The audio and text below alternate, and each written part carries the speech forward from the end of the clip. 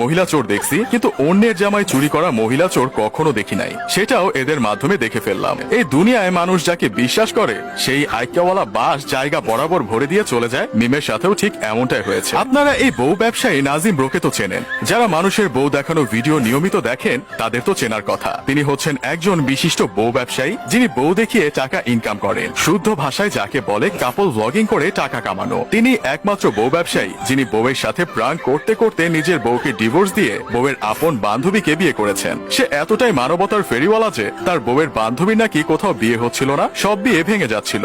এজন্য তার মায়া হয়, তাই সে তার বউয়ের বান্ধবীকে বিয়ে করেন একটা মিথ্যা নাটক সাজিয়ে। আবার এখন ক্যামেরার সামনে বলেন আল্লাহ যা করে ভালোর জন্যই করে। ভাইরে, নিজের বউয়ের ওপর মিথ্যা অপবাদ দিয়ে সেই বউয়ের বান্ধবীকে বিয়ে করা যে ভালো কাজ, সেটা এনার মতো বউ ব্যবসায়ীকে না দেখলে কখনো বুঝতেই পারতাম না। এজন্যই মানুষ বলে বাংলাদেশে না জন্মাইলে অনেক বিনোদন থেকে বঞ্চিত হতে হতো।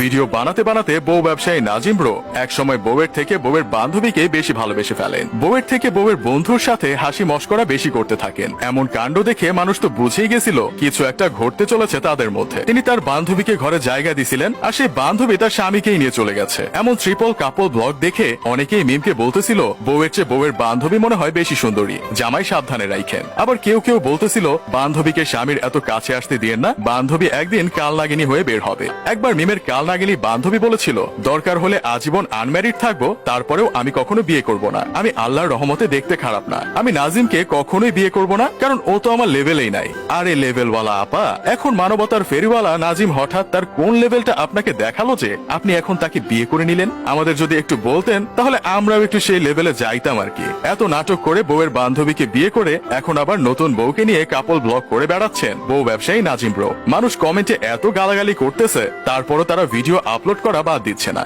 একটা কাজের কথা কই, তানিশা, আপনি এখন আপনার স্বামীকে সামলে রাখেন। হতেও পারে কয়দিন পর আপনাকে ডিভোর্স দিয়ে আপনার কোনো বান্ধবীকে বিয়ে করে নিয়েছে মানবতার ফেরিওয়ালা নাজিম ব্রো।